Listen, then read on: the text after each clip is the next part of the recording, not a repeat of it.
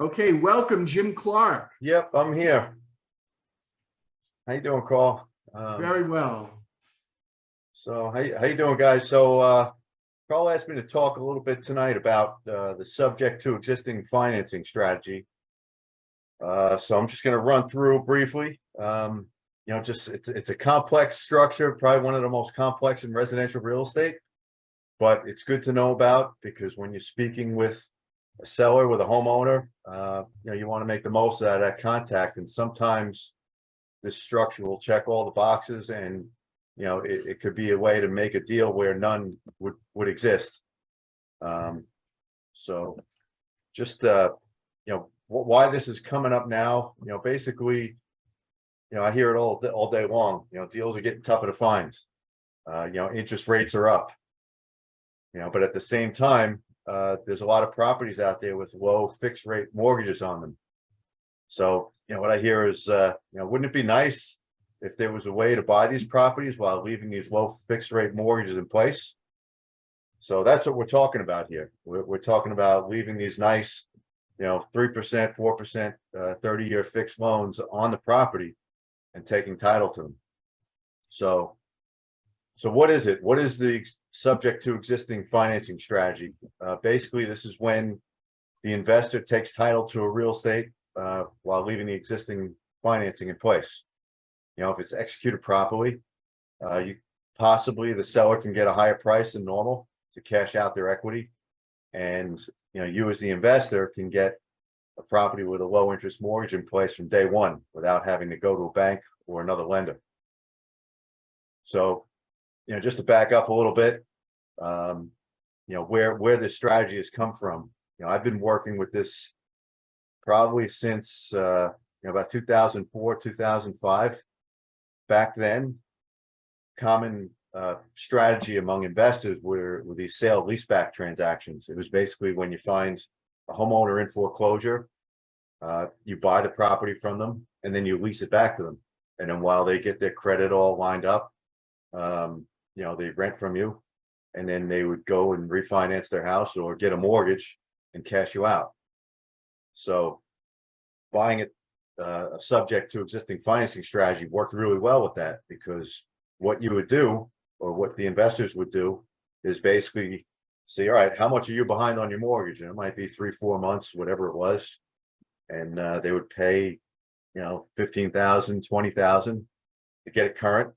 And then they would take title to it, leaving that existing mortgage in place. So that enabled these investors to get involved with properties for very little out of pocket and without getting a mortgage. And it worked very well in the right situation, all up until probably about July 2006, I think it was. That's when the Home Equity Theft Prevention Act came out. And with that, it put the brakes on these kind of deals. Sale leaseback deals were basically not an option in New York after that. So once that happened, the subject to deals, they kind of fell out of favor for a while, and I didn't see them too much. And then 2008 came, financial crisis, 2008. Property values plummeted. All of a sudden, everybody was over leveraged, and right before 2008, between 06 and 08, the subject to transaction was still usable, but not in a sale leaseback situation. So you could still buy a property, but the seller would have to move out, and then you keep the existing financing in place. Come 2008, a lot of property values went down, mortgage values were at the same height, so everybody was over leveraged. So nobody wanted to take subject to those mortgages because they were all over leveraged, a lot of more adjustable rates, so it really wasn't any good. So at that point, this structure was pretty much dead. Then the 2010s came around, and everybody, all these people that were in foreclosure after 2008 were getting their mortgages modified. And the modified mortgages, these were all fixed rate mortgages as well. They were low rate loans. Some of them were as low as 2%. Some of them had terms of over 30 years. And at the same time, property values were starting to come back. So what we saw at that point was, there were some opportunities. Basically, there was some equity in these properties, and there was some really low rates on these loans. And so investors started coming back with this subject to structure and taking over the modified mortgages, taking title to the property. Still not a sale leaseback deal, but with great financing in place. Clients of mine that went this route at this time, they would hold these properties, they'd rent it out, and then in addition to having a 2% fixed rate for over 30 years, it was a rising rent environment. So the next, years to come, it ended up being, home run kind of deal. So this was good for a while. Then the market got really strong and basically everybody just wanted to cash out. Or you could get your own mortgage with your own, 2% rate if you wanted to. But that's no longer, now we have, we have a lot of homes still with equity in them. A lot more loans with 30-year fixed rates on them. And basically everyone who refinanced in the last several years, they have a way lower rate than what you'd be able to get right now. So this creates a huge opportunity for those that understand the structure to make a deal happen where it otherwise wouldn't exist. So, when does this structure work? So basically, I've just in doing many of these deals over the years, I've identified certain key ingredients that you need in order to do a subject to existing financing deal. So I'm just going to run through them real quick. So number one is a low fixed rate mortgage. I've had clients get caught trying to do this deal with adjustable rates mortgage. And what happens is they get involved and numbers make sense at the outset, but then they don't make sense later on. So you want a fixed rate mortgage. You want it to be lower than the rate to be lower than what you can get if you went out and got a mortgage on your own. Another thing you want to look for is a high mortgage balance. You want something that, doesn't crowd out all the equity, but crowds out most of it.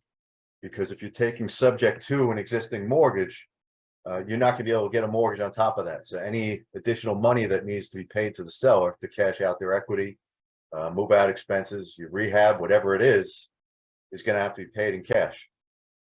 So you want to make sure it's, a nice high mortgage balance, enough to make it worth the seller's while, but not too much where it's too much money out of pocket and you'd be better off just getting a loan yourself. Number three, you want to have enough cash on hand because these are not no money down deals. The sellers usually will not want to do a deal unless they're they're cashing out their equity. And like I said, the cash has got to come from the buyer. So you got to make sure you have enough cash to close, complete the necessary repairs to the property, cash out the seller. The one good thing about this structure is that the closing costs tend to be a lot lower, because you're not dealing with a bank and the approval process, getting yourself vetted for financing because the financing is already there. The other thing you avoid in New York State is you avoid a big chunk of the mortgage tax because it's what's known as an existing lien. So your title charges are less. Fourth ingredient, like in any deal, is you got to have a willing seller, a seller that's willing to keep an open mortgage in their name and on their credit report, which we're going to get into more in a minute after the deal is done. So since you're taking title subject to the existing mortgage, the mortgage stays open. The borrower in that mortgage stays as in the seller's name. So they're not going to be responsible for the monthly payment because you're assuming that monthly payment, but it's still on their credit report. Their debt to income ratio will still be encumbered. So if you're dealing with a seller that's planning on buying another house and getting another mortgage, this probably is not going to work. I found it works best when you're approaching a seller that doesn't intend to get another mortgage.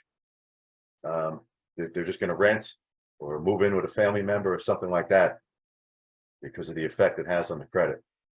And then the last element, of course, is that it's a good return on investment post-closing. You want to make sure that the monthly payment on that fixed rate mortgage is going to make it where you're going to cash flow better than if you went out and got a mortgage on your own. So, what I found, I've seen these deals done as flips. I've seen them done as, sale leaseback transactions like we spoke about. What I've found is they're best suited for a long-term buy and hold strategy. And it makes sense when the property is highly leveraged. So really it's, little to no equity and little to no money down, but a low monthly mortgage payment. And in that situation, it leaves a lot of room for cash flow, and it could make sense to do it that way. Like I said, this is one of the more complex structures in residential real estate. A lot of factors go into determining whether it will work on any particular property. A lot of details that need to be tended to pull it off. But if the conditions are right, it could be a home run. So, I guess pros and cons. So what are the benefits of doing a subject to existing finance structure? So number one, you don't have to deal with a bank getting approved for your own loan. Since the existing financing is already in place and the seller has the right to allow you to take it subject to, there's no need to get an approval, either from a new lender or an existing lender. Another benefit is that you can close a lot quicker because you're not dealing with a lender approval process. I've seen these deals happen in a matter of days. Really, the only thing you need to do is verify that the mortgage is what the seller says it is, and as soon as title is clear, you can close. So this tends to be an attractive thing for the sellers who want to close quickly. Potentially less money out of pocket for the buyer. That's another benefit. With the right terms, you can get the same property using less money out of pocket. It can work with higher loan to value ratios. So if there's a property that's leveraged, 95%, and you're an investor taking it subject to, normally you probably wouldn't be able to get much more than 80%, unless there's a lot of repairs. So here you get into a property for a lot less out of pocket. You've also avoided the lender closing costs. So with that, also another advantage is that you got more room to pay a higher price to the seller. Since you're going to need less money out of pocket, since there will be greater cash flow if it's the right deal, there might be room to give the seller more, higher price. That can make your offer more attractive than a lower traditional offer from another buyer. So this is why it's a good tool to have available. And then finally, increased cash flow. So if you're going out and getting a mortgage nowadays, you're going to be, 6% probably, possibly more, depending on the type of mortgage. You go subject to, you could be getting in, with a 3-4% mortgage. Your cash flow, if it's a buy and hold property, will be better.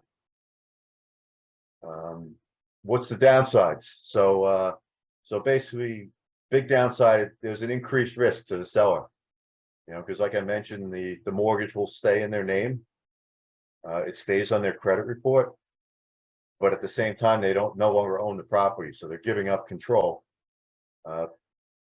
While having the same financial obligation. And some sellers, that's a non-starter for them. When I do these deals, we try to structure them where the documentation is such that, if the investor or the buyer doesn't uphold their end of the deal, doesn't make the payments on time, that the seller can actually take it back.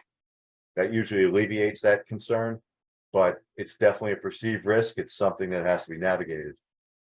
The other downside is the potential negative effects on the seller's credit report. As we mentioned, their debt to income ratio is going to be stacked. And there's ways around it. There's ways they could document that the property is paying for itself or the mortgage is paying for itself.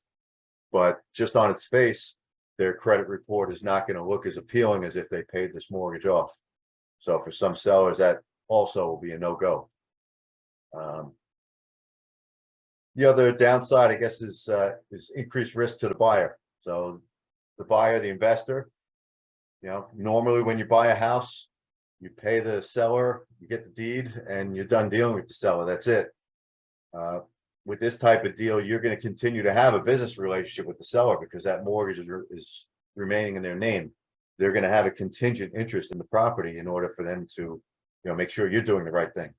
So in addition to that, banks, the bank that's holding that mortgage won't want to talk to you without the seller's authorization. Now, normally you can get that documented and you're good to go, but there's always a chance that you're going to have to deal with the seller again. So this continuing business relationship, it could potentially create a legal problem, a legal remedy for the seller. In the event the buyer is late with defaults on mortgage payments, the seller can come back. And sometimes, sellers can have buyer's remorse or seller's remorse in this case, and maybe they feel like they don't like this deal and they could just create problems. And since they do have an interest in the property, there's always a chance that you're gonna have to deal with them in that way. We try to mitigate this as much as possible in the way we document it, but anybody can sue anybody these days. Another downside is that, like I said, it's a complex deal. And complex deals are always tougher to get done. They're always tougher than the simple ones. What else? So some unique structures come up, some unique issues come up with this structure. What I always hear is, how do you do this? If I'm taking title to this property and we're selling the property, doesn't it violate the due on sale clause of the mortgage? And under normal circumstances, yes, it would. Because every mortgage that this would be subject to is going to have a provision in it that says when the property sells, the lender calls the whole thing due. So why is that not the case here? Well, there's a loophole in the Internal Revenue Code. And basically what this is it allows borrowers to put their property into a trust without it triggering this due on sale clause. So with this structure, we exclusively take title using a trust. And the type of trust we use, it's called a land trust. Some people know it as an Illinois land trust. And I could do a whole presentation just on this alone, so I don't want to get into the weeds too much on it. But basically, what it means is, with a trust taking title, you as the buyer would be the trustee, which means you're in control of the trust. You as the buyer would also be the overwhelming beneficial interest holder, probably like 90%. But at the same time, the seller has to maintain a nominal beneficial interest. And what we found is that about 10% is the right number. So at this point, seller's got 10% interest, you got a 90% interest, you're the trustee, you got complete control over it. This trust also provides the seller with their remedy to take it back in the event that you're late on payments or default. Another issue that comes up is, which is actually timely this evening, is property insurance. So usually when we take subject to the existing mortgage, we also try to keep the existing insurance policy in place. And the buyer would just take over the payments and add the trust as an additional insured. It's important to make sure that there's insurance always. The lender's going to require it, but it's also important to make sure that each party to this transaction has an insurable interest. So the trust obviously now would have an insurable interest as the owner. The seller also needs to have an insurable interest as a beneficial interest holder. And of course, the bank is an additional insured. Another big issue that comes up is title insurance. A lot of title insurers, they'll shy away from a deal like this, basically because it's too complex. They like nice, simple deals when it comes to residential. And when it gets complex, there's always the suspicion that there's something fishy going on. So, this is not a run-of-the-mill kind of deal. So it's always a good practice to check with a title company ahead of time before you have a deal. Let them know this is the structure we're contemplating. Can you accommodate us? Because these deals tend to happen very quickly, and you don't want to be scrambling trying to find a title company at the last minute. So just to, I guess, give an example of how this works, I'm going to try to do the best I can without pictures and PowerPoints and things like that. But basically, this is an example of, it could be any subject to deal. So let's just say seller is selling property for $200,000. Property is, say, 2-bedroom single family residence. And I put this in the handout that I put a link to. This is a 30-year fixed rate mortgage with a 2.5% rate. It's on the property. This outstanding principal balance is $180,000. So you're buying for $200,000. There's a $180,000 mortgage on it. Property would make a great rental property with about $40,000 in upgrades and rehab costs. And once it's rehabbed, the property should get a market rent of about $2,000 a month. So how does a subject to deal compare with a traditional deal? So looking at a traditional deal, you're purchasing this for $200,000. You're going to get a mortgage with probably 80% loan to value. So $160,000 mortgage. And basically what you're going to need in order to get this done is you have your rehab for $40,000. You're going to have 40,000, to pay to the seller. And the catch is the mortgage, a conventional investment property loan, 30-year term with a going rate of, probably 7 or 8%. So in this traditional structure, seller gets $20,000 cash because they got $180,000 mortgage.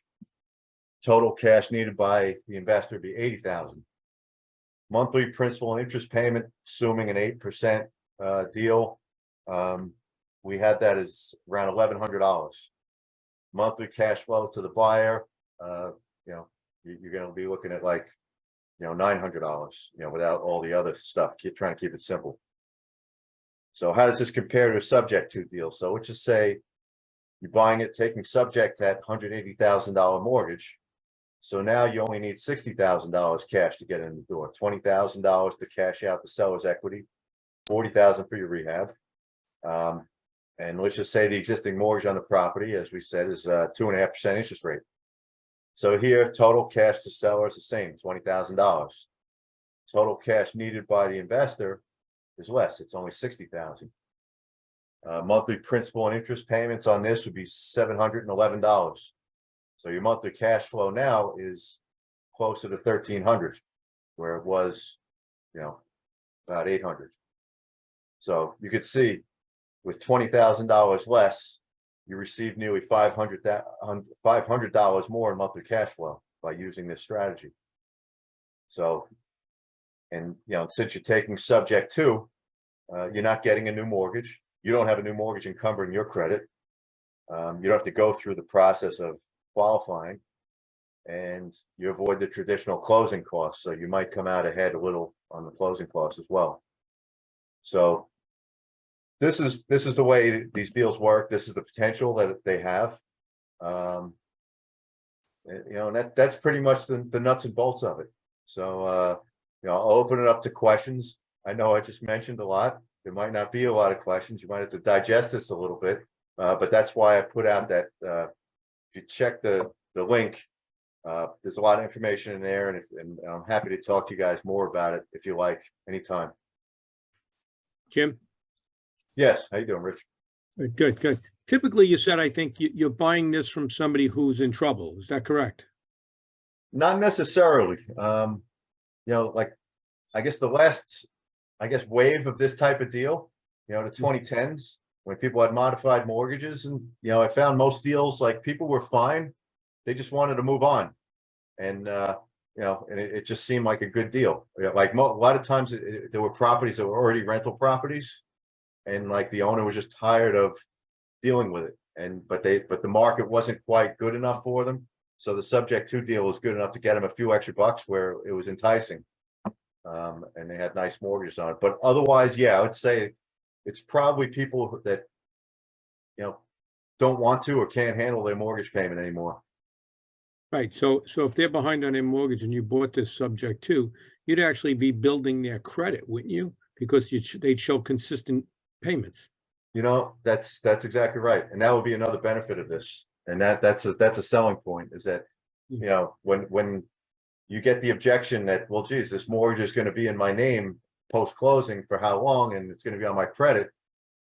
That's the response, that basically, well, this is going to improve your credit because this payment is going to be made every month like clockwork, and do that for a year. Every bank is going to want to talk to you after that. So good point. Hey, Jim, I have a question. How you doing, Dan? Good. What if if you're doing the subject to, and the person didn't pay their taxes and didn't disclose that? Like, how would you go about, like, back taxes, and like didn't pay taxes for like the last 3 years, and they're trying to subject to the property?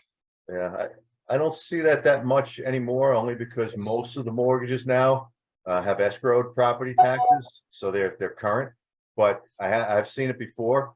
When that happens, it really just gets added to the calculus, like how much you as the investor are willing to pay, how much you're going to have to pay. It's part of your due diligence. And when you find out that there are taxes owed, it goes on the bottom line. It doesn't increase your price. You have your price. And if it works, it works. If it doesn't, it doesn't. Okay. Good info. Thanks, Jim. Thanks. Hey, Jim, I got a question. Sure.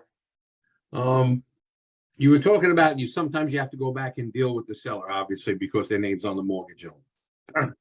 Is there any way up front? I mean, what happens if they pass away? Can you guys have either consent signed up front or like some kind of limited power of attorney so you don't have to go back to them if something goes wrong? Yeah, that's actually exactly what we do. When we paper this thing at the closing, we try to anticipate every possible reason why we would ever need the seller again. And we have them sign it up. We have them sign several authorizations to speak with the bank. You know, so that we don't have to go back to them for something simple like that. You know, we do limited powers of attorney in some circumstances. The death of the seller is something that, you know, if that happens, then that's just, you know, you're out of luck at that point. And basically the only way you're going to continue it on that with that deal is eventually you're just going to have to pay it off. I mean, you'll make your payments on time, but if you need the seller for anything, you know, you might be able to get, you know, and they get somebody qualified for the estate. But that's a mess. And then the bank will know that, you know, basically the borrower's passed away, and then basically that mortgage is going to be done. So I would consider that a risk factor in the deal. Yeah, that's a bit, right, knowing me, you know. Life of the seller. My And track record. knowing somebody like you who has a perpetual black cloud following you, that could happen. Yeah, that's what I'd be concerned about, because that would be the only thing that I would be worried about is that, seriously, if the guy just passes away and, you know, Yeah. when you need some kind of document or something, and we don't have like some power of attorney or something. You know, I had a client that did a lot of these deals way back when, and he was very concerned about that. And he would actually call all of his sellers, like he would get their birthdays, he would call for their birthday, call for Christmas, just Just to make sure they're he actually alive? said, this is just an alive and well call. Yeah, that's good. I'm glad you're looking out. Like if the house wouldn't go into probate or anything though, because the deed was transferred to you already, Correct. correct? So The house would really not, the only but- risk is on the estate of the deceased, right? So there's really no risk for you if they die. I mean, technically the loan becomes due and that Well, would you'd have to only cash 'em affect out. right? You know, if the lender gets wind of the borrower passing, they can They'll call call the the loan loan due. So it's a Right. risk for the buyer. There's also that nominal interest that the seller maintains, which technically is property of the estate. You know, what I could foresee happening if the estate, you know, if they did a credit report, which is rare in an estate situation, and saw it was still on there, they might do some poking around and find out there's a trust and make some issue over it. But yeah, it's not a huge risk. It's just if you need the seller. Otherwise, you could keep going on for a long time to continue to make those payments. And What so about if a that divorce did happen, if that did happen, you would just then like do a refinance into your own name and you just pay off the mortgage, correct? Like, Correct. And you could do that at any time. You could do that the day after this is done. Yeah. What about a divorce situation, Jim? Divorce situation. When you're put in? I don't think that would be too relevant, only because they don't own the property anymore. I mean, if they sold it while they were still married, then the proceeds they got would be marital property. It's really not an issue. And you know, it really, death is the only big problem if you got to deal with the seller. Divorce, you know, maybe they might wish they're dead, but they're still alive and you can still get them. So.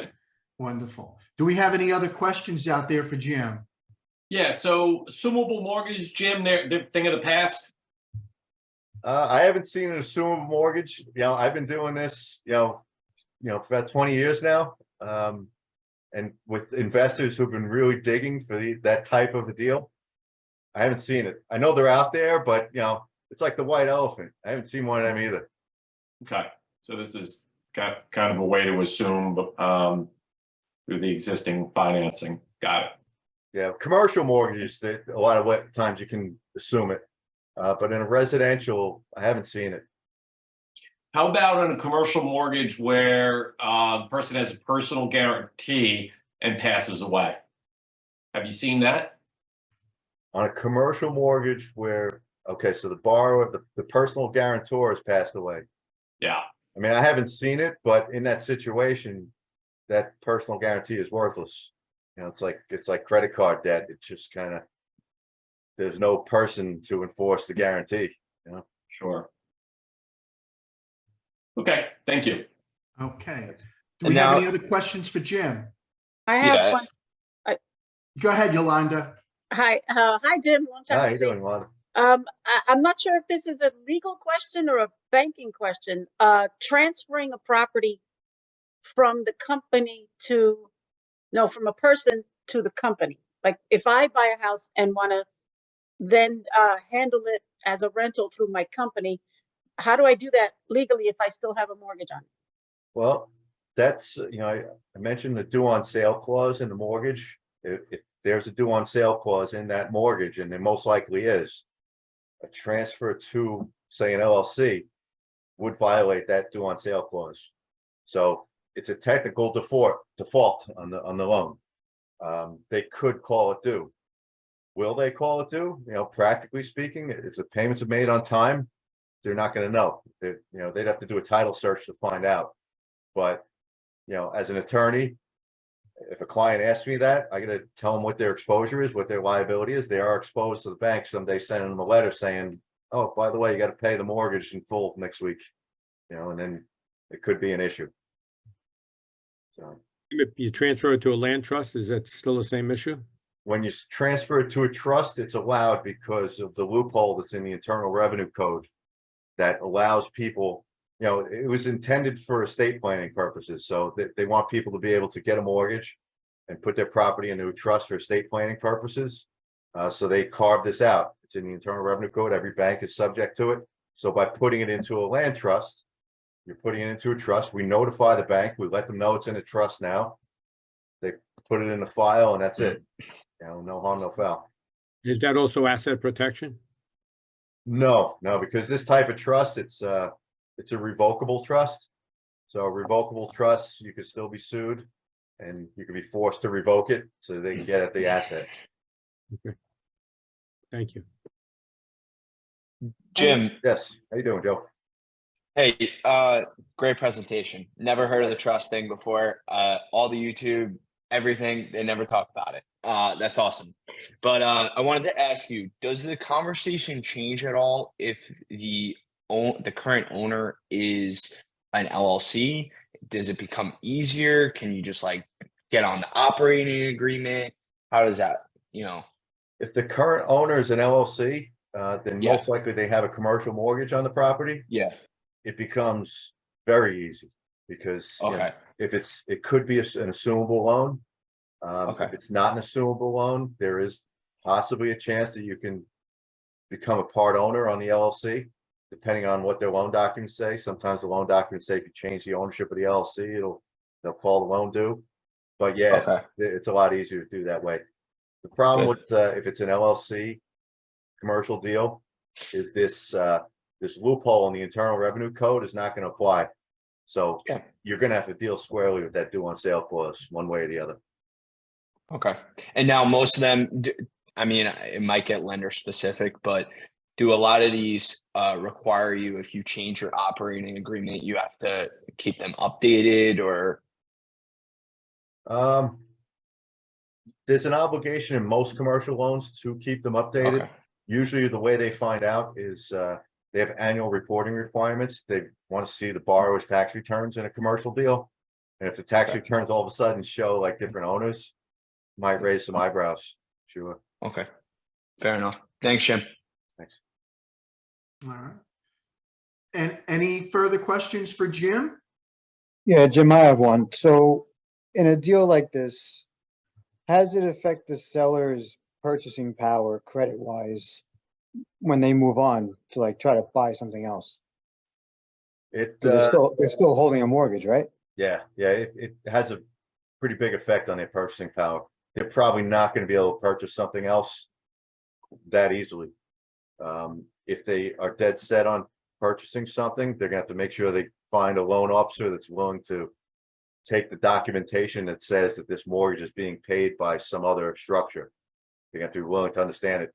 If it's a conforming Fannie Mae, Freddie Mac loan, it might not fit the boxes and it might not be possible. So this type of deal probably wouldn't work for someone who's looking to buy something else after.